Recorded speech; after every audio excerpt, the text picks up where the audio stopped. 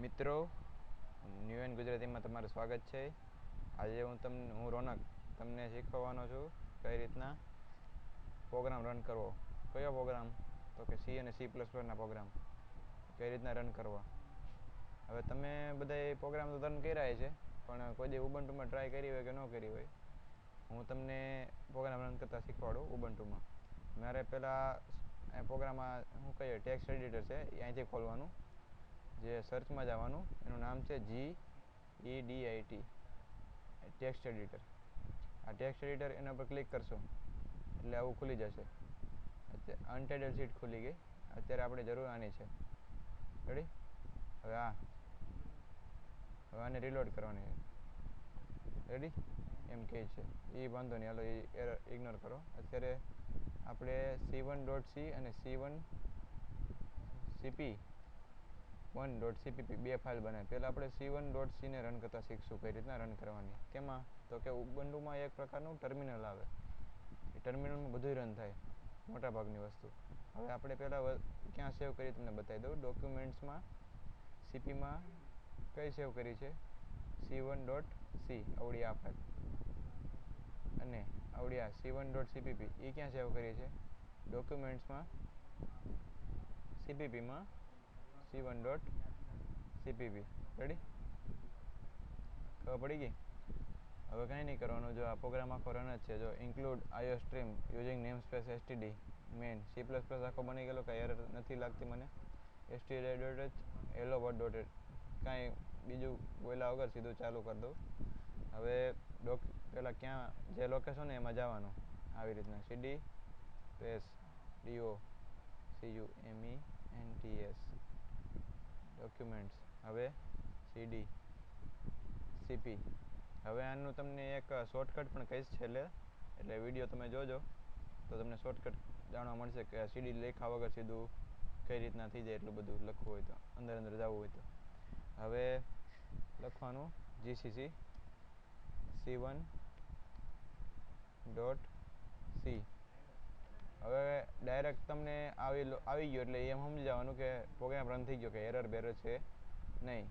જો આપણે એરર લાવી હોય તો આપણે એરર તમને બતાવી દઉં કે આ સેમિકોલન નથી કરવાનું આપણે. હવે એને સેવ કરીએ આને ફાઇલને આપણે, અને હવે આપણે ગયા પાછા ટર્મિનલમાં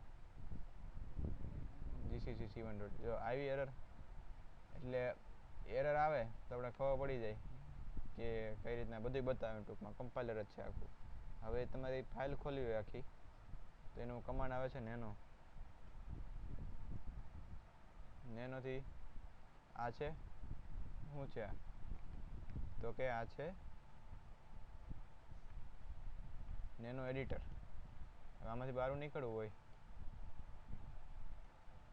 તો સીધું આમાં લખવાનું સિમ્પલી નો. બહાર નીકળી ગયો બસ. અને આમાં તમારે એમ લખવાનું નેનો c1.c. આખી ફાઇલ તમારે આવી. હવે આપણે શું વાંધો હતો અહીંયા, કે આ કરી નાખ્યું. હવે આમાંથી ડાયરેક્ટ કરીને Ctrl X. હવે સેવ કરવું હોય તો Y. સેવ થઈ ગયું. રેડી? હવે તમે રન કરશો પાછું તો એરર આવતી નથી. હવે પ્રોગ્રામ જ્યારે રન થઈ જાય આવી રીતના, હવે ખાલી એટલું જ લખવાનું out, એટલે આઉટપુટ આવી ગયું. હવે તમને બીજી વસ્તુ શીખવાડું, ઓબ્જેક્ટથી રન કેમ થાય. આપણે out લખ્યું એ પ્રકારનો ઓબ્જેક્ટ બન્યો. હવે આપણે લખવાનું gcc o ઓબ્જેક્ટ બનાવવાનું ઓપ્શન છે એ, એટલે આપણે h રાખ્યો. હવે જે ફાઇલનો ઓબ્જેક્ટ બનાવવાનો હોય c1.c, હવે h નામનો ઓબ્જેક્ટ બની ગયો. જો આ જે આપણે આ o છે ને સિલેક્ટ કર્યો, એનાથી ઓબ્જેક્ટ બની જાય h નામનો. હાલો હવે h નામનો ઓબ્જેક્ટ રન કરીએ. ગમે એ ઓબ્જેક્ટ રન કરવો હોય આમાં, એટલે કે exe ફાઇલ આપણે કેમ C++માં રન કરીએ, ની રન કરીએ ડાયરેક્ટ ક્લિક કરીને, ડબલ ક્લિક કરીને. આમાં રન કરવું હોય તો આવી રીતના લખવાનું. તો જો રન થઈ ગયો હેલો વર્લ્ડ. એટલે આ વસ્તુ છે, એનાથી ઘણી વસ્તુ, ધારો કે ઉબુન્ટુમાં હોય કે ઇન્સ્ટોલ નામની વસ્તુ હોય તો આમ લખો એટલે ફાઇલ ત્યાંથી ઇન્સ્ટોલ થવાનું શરૂ થઈ જાય. એમ ડબલ ક્લિક કરવાની જરૂર પડે નહીં. હવે તમને તમને C++નો પ્રોગ્રામ રન કરતા શીખડાવું. તો હવે આને ક્લિયર કરી દઉં. ક્લિયર. હવે આપણી પાસે C++નો પ્રોગ્રામ લખેલો છે અહીંયા. તો જોઈ લેવાનું C++નો કયો પ્રોગ્રામ લખેલો છે કે હેલો વર્લ્ડ પ્રિન્ટ કરાવવાનો.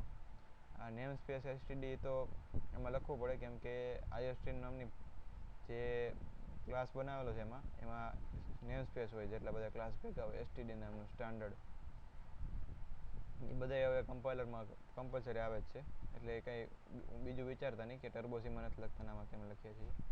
ખાલી હવે સિમ્પલી આમાં જઈ અને રન કરાવવાનું કે G++C_P1.cpp.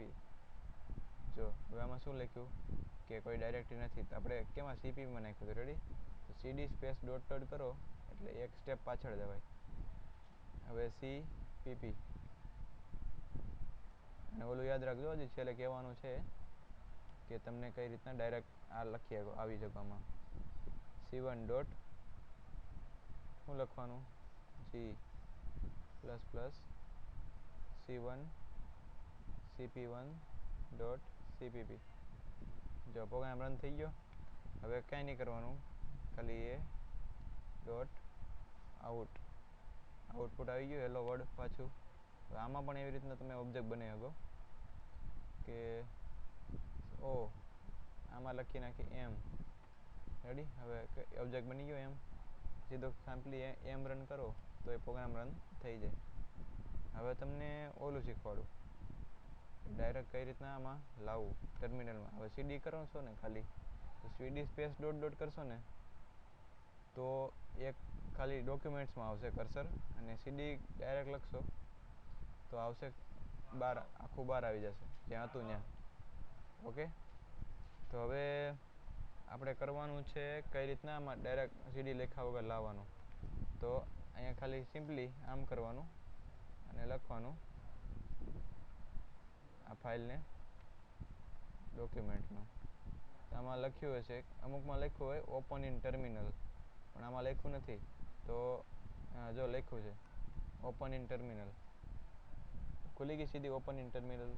હવે ખાલી આપણે એમ જ લખવાનું કે GCC CP1 ડોટ CPP. તો સીડી લખવાની જરૂર પડે નહીં. રેડી. પણ GCC આપણે કરવાનું એને બદલે C++ રન કરાવીએ તેને બદલે શું કરવાનું G++. જો થઈ ગયું રન.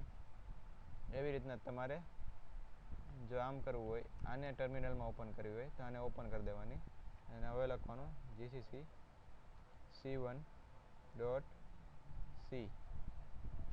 તો સીડીની ને એવી લખવાની મગજમારી કરવી પડે નહીં. એવી રીતના કરો તો ઓપન ઇન ડાયરેક્ટ ટર્મિનલ કરો તો બસ.